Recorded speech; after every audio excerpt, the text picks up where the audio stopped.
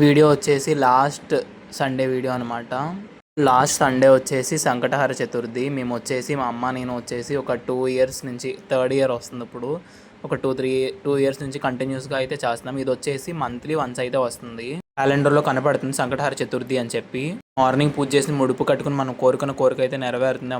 ఆ పూజ చేసుకుని ఉపవాసం ఉండాలి మార్నింగ్ సాయంత్రం వరకు ఏమి తినకుండా. ఏమైనా జ్యూస్ కానీ అలాంటివి తాగొచ్చు.